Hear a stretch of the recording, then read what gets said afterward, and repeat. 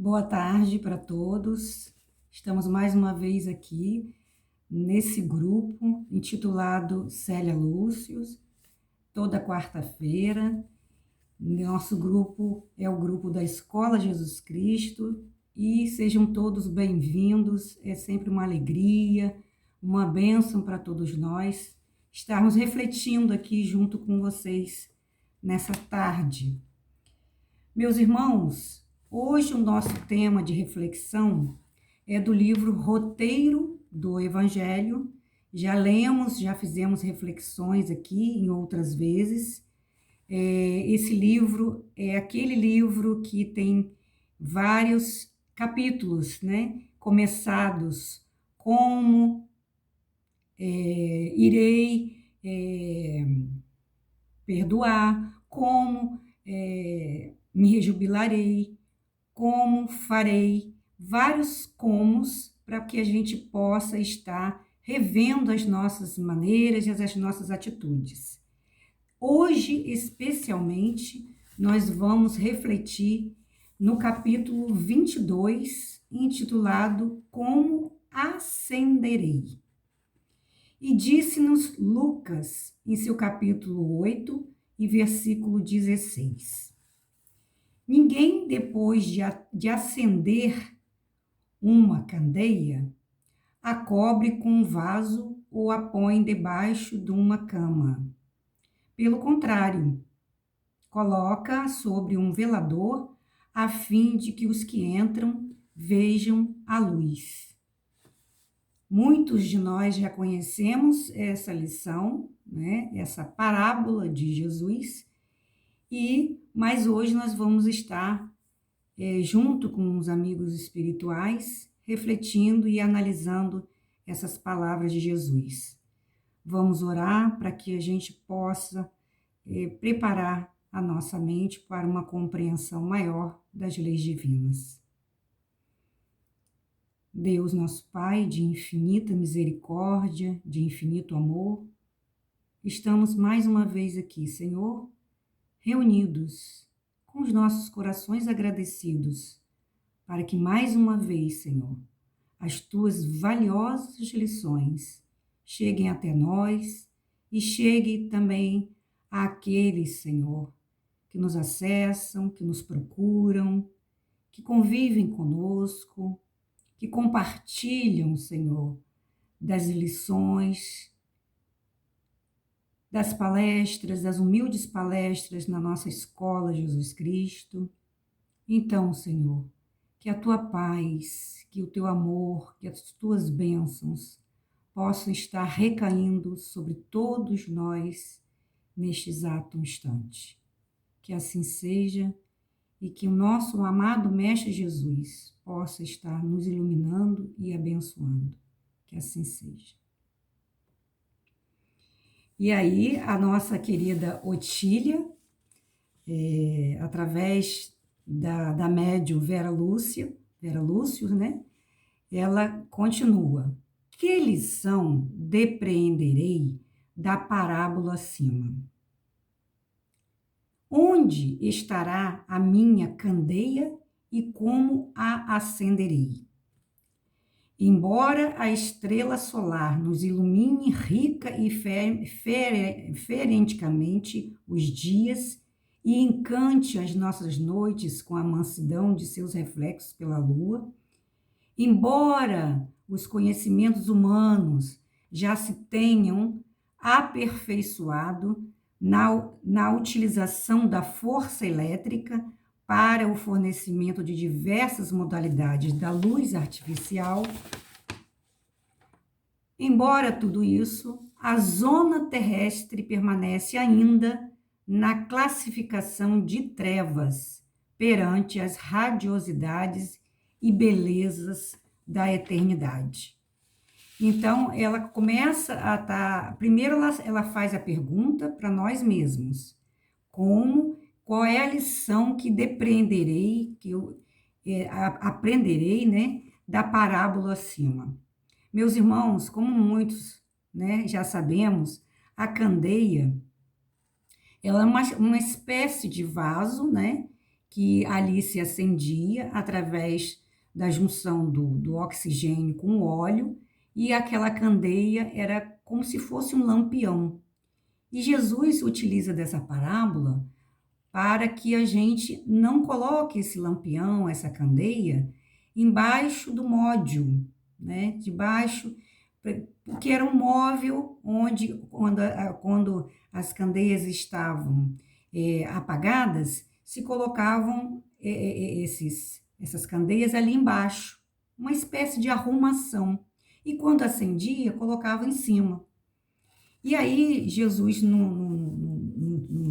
nos consinta a refletir que, já que essa candeia, esse instrumento, esse lampião, ele produziu uma luz, que a gente não coloque essa luz embaixo desse móvel. Ao contrário, que a gente coloque em cima do velador, para que todos que cheguem à casa, eles possam receber essa luz. E aí, no sentido figurado, a autora, a médium, né, ela nos pergunta onde estará a minha candeia e como que eu a acenderei, né? Então, vamos estar puxando essa luz como se essa luz já estivesse dentro de nós mesmos. É essa reflexão que temos que fazer. Qual é a luz que eu já consigo produzir? E aí ela continua, mas quando alguém conseguir acender dentro de si próprio a candeia do coração na chama divina que emana das lições evangélicas. Então, assim, vou repetir. Mas quando alguém conseguir acender dentro de si próprio a candeia do coração na chama divina que emana das lições evangélicas, então, resumindo, quando nós já conseguimos compreender algumas lições evangélicas, quando nós já acendemos dentro de nós mesmos essa luz da compreensão dos ensinamentos divinos, não deverá encerrá-la sobre o vaso esmagador das atribulações e incertezas humanas. Então, se já cremos, se já temos a compreensão, se já acendemos uma luz, mesmo que fraca, diante das lições, não devemos encerrá-la, paralisá-la sob o vaso esmagador das atribulações e incertezas humanas. Muitos de nós desanimam, mesmo depois de tomar o conhecimento das leis divinas.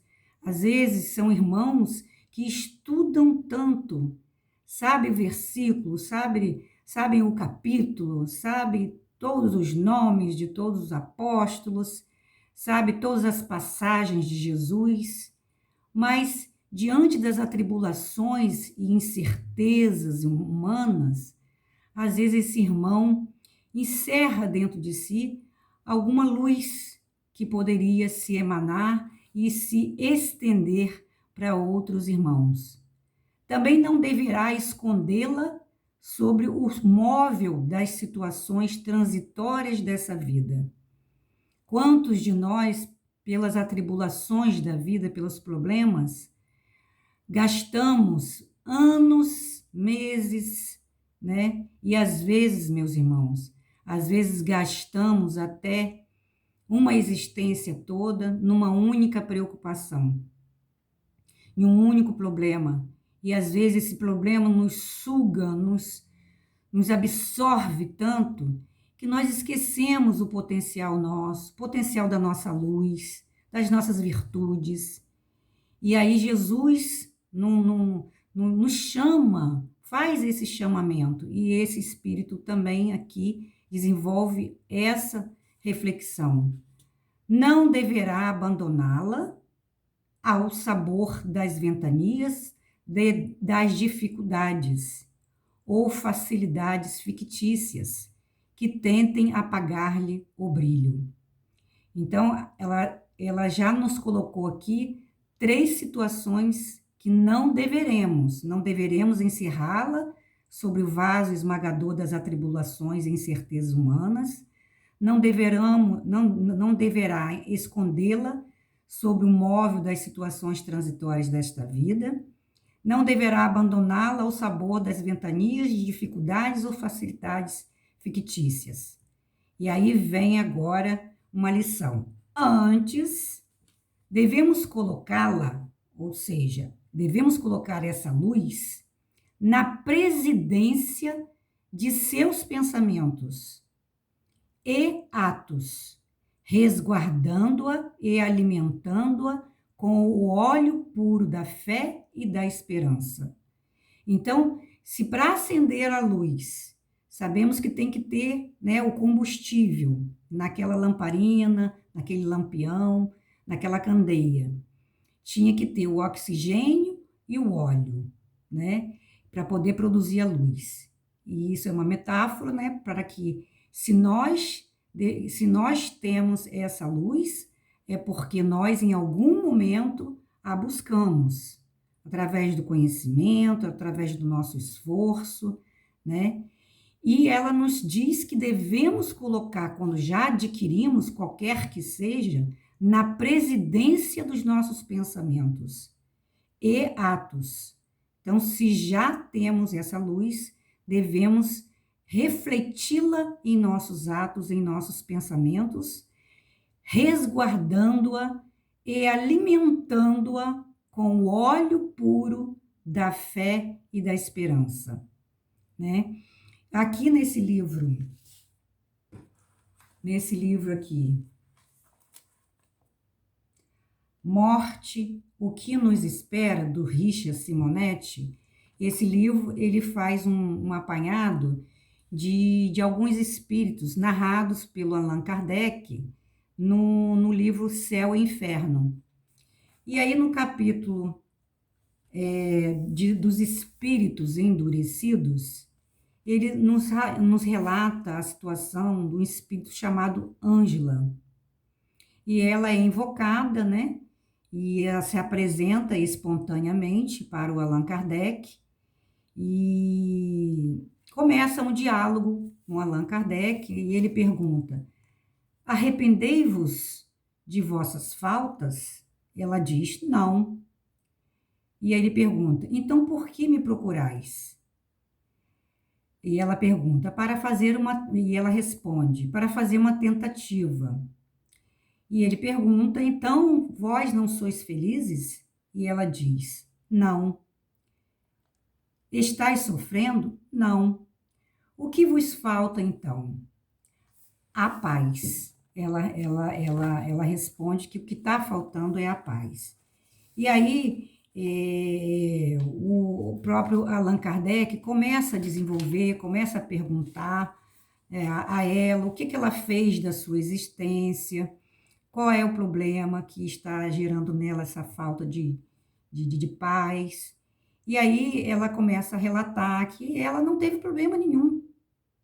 Ela teve filhos, ela teve marido, mas ela se entediou, todos eles eram figuras que os filhos ela deixava com a criada, ela foi mãe e foi esposa. E aí Allan Kardec pergunta a ela: não é nessa inutilidade que é preciso procurar a causa dos vossos arrependimentos e dos vossos temores? Porque ela diz que ela ficou entediada e que delegava às criadas todos os compromissos da casa, dos filhos e tal. E aí ela pergunta: como? E Allan Kardec responde: ajudando-os, os filhos e o marido, né, a se aperfeiçoarem pelos vossos conselhos e vossas preces. E aí esse espírito Ângela responde: eu não sei rezar. E o Allan Kardec: nós o faremos juntos. Aprendereis. Queres? E aí ela responde: não. E o Allan Kardec: por quê? E ela responde, porque tudo isso cansa. E aí o Allan Kardec, o Richard Simonetti, né, nos diz que temos aqui um exemplo típico do que poderíamos denominar o homem comum. São pessoas sem a mínima noção dos objetivos da existência humana, né? São pessoas que não buscam desenvolver a sua própria luz. E de que forma, meus irmãos, a gente vai buscar essa luz?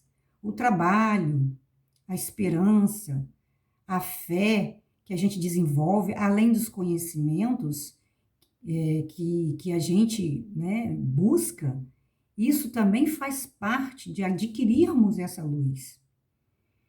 Então, o Richard Simonetti fala que, preocupadas unicamente com seu próprio bem-estar, o pior é que levam essa tendência para o mundo espiritual, cultivando a inércia. O guia do médium, ele faz interessantes observações sobre situações dessa natureza. E aí ele destaca que, sem falta graves, essas pessoas também não têm méritos. Ela fez a infelicidade, no caso aqui da Ângela, né, do marido, comprometendo pela sua incúria e desleixo o futuro dos próprios filhos. Deturpou-lhes o coração e os sentimentos, já por seu próprio exemplo, já pelo abandono em que os deixou, entregues a criados que ela nem sequer se dava o trabalho de escolher.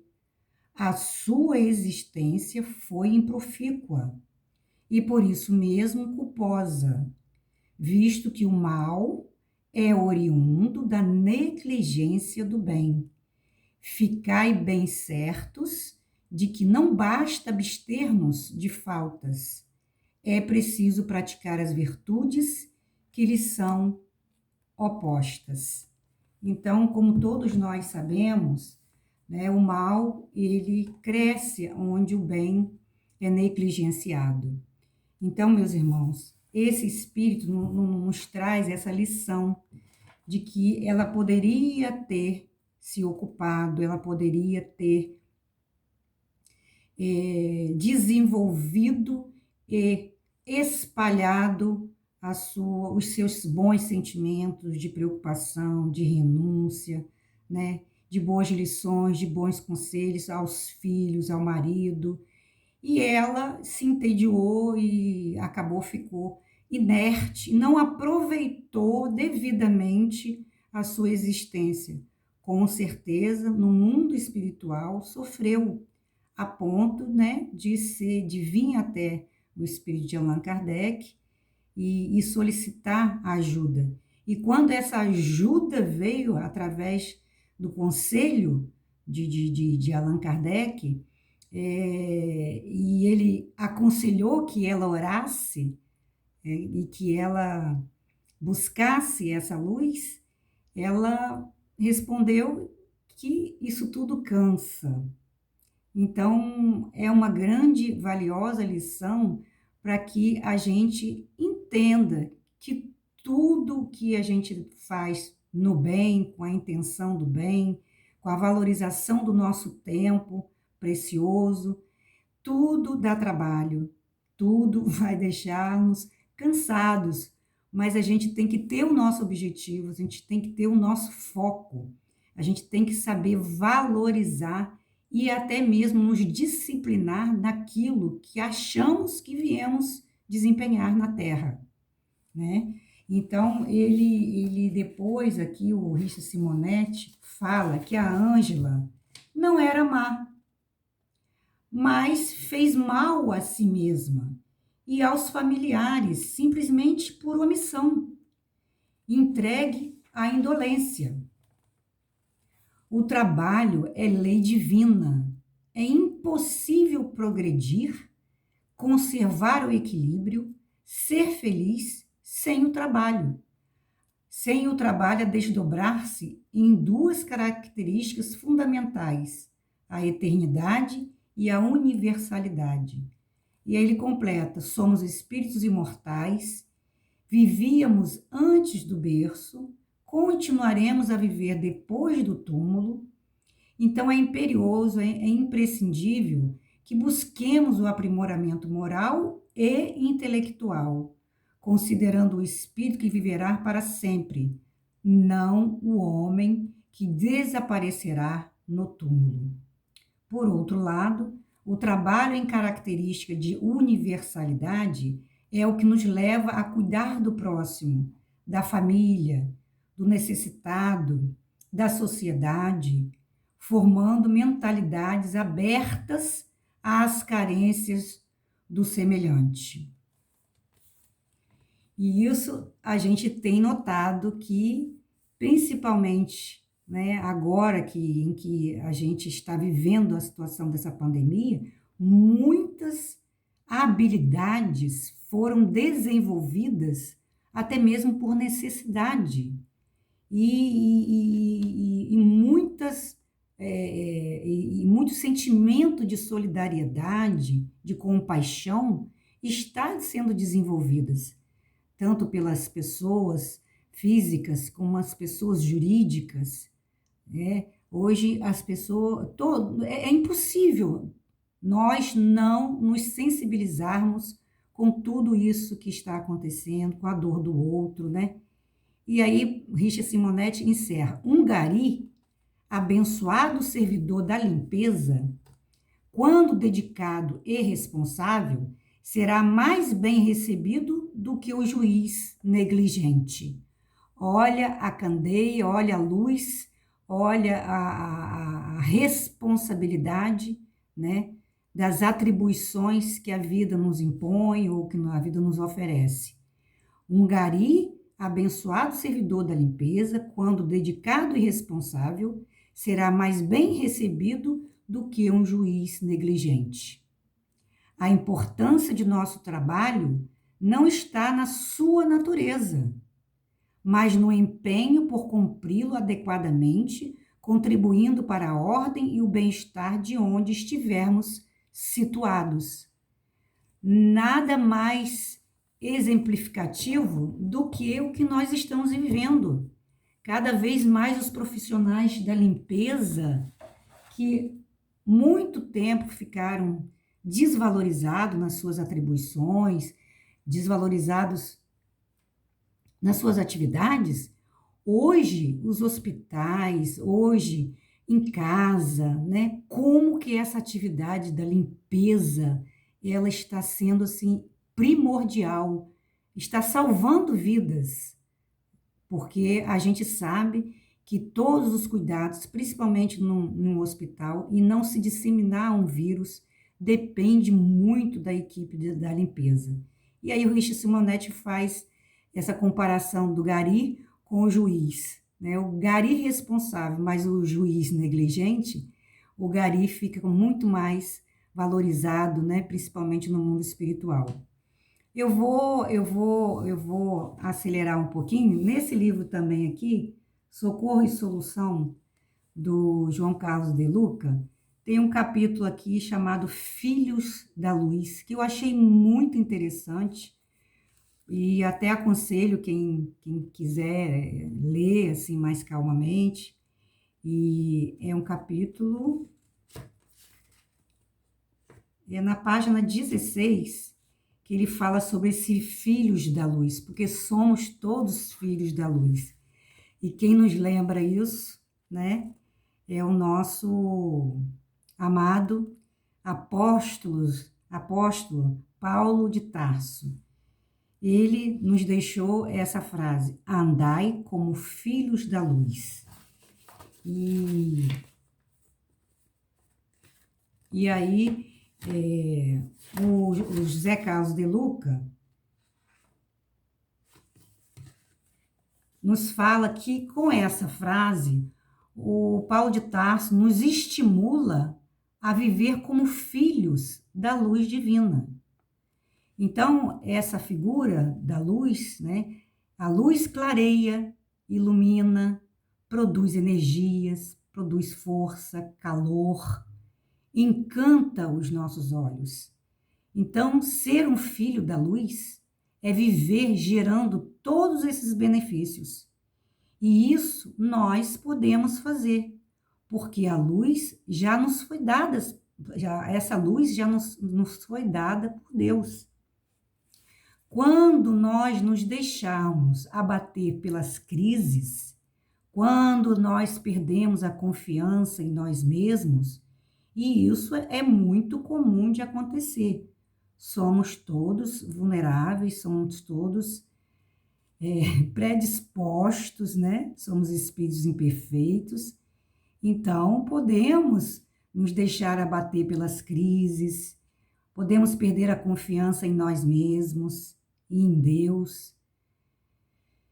Quando isso nos acontece, nós deixamos de ser filhos da luz para andar nas trevas, pois perdemos a conexão com a usina divina que nos abastece.